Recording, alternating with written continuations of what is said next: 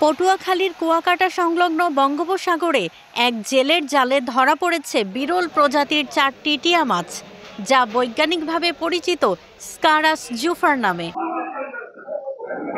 বুধবার গভীর রাতে পায়রা বন্দরের শেষ বয়া সংলগ্ন এলাকায় মাছ শিকার করতে গিয়ে এই মাছগুলো ধরা পড়ে জেলে আবু সালেকের জালে।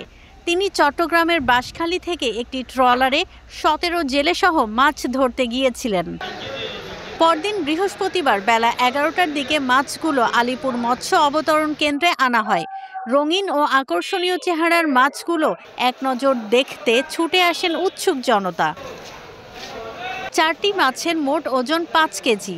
পরে বড় পোয়া মাছের সঙ্গে একত্রে নিলামে উঠলে প্রতি কেজি 500 টাকা দরে এগুলো কিনে নেন স্থানীয় পাইকারি মাছ ব্যবসায়ী আব্দুল্লাহ।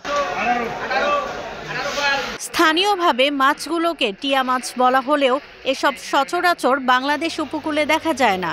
মৎস্য বিভাগের তথ্য অনুযায়ী 1995 সালে মাছটি প্রথম শনাক্ত হয় এবং এটি সাধারণত ওমান উপকূল থেকে শুরু করে দক্ষিণ এশিয়ার জলসীমায় দেখা যায়। স্থানীয় জেলেরা বলছেন, সাগরে এখন আরও বৈচিত্র্যময় জলজ প্রাণীর দেখা মিলছে, যা সাগর সম্পদ ব্যবস্থাপনায় নতুন বার্তা দিচ্ছে। পটুয়াখালী থেকে মোহাম্মদ ইমরানের তথ্য ও ভিডিও নিয়ে রিপোর্ট risingBD.com। ওয়ালটন আবারও মিলিনিয়ার অফারে ওয়ালটন ফ্রিজ কিনে আপনিও হয়ে যেতে পারেন মিলিয়নিয়ার। মিলিনিয়ার ছড়াছড়ি দেশ জুড়ে, এটা শুধু ওয়ালটনই পারে।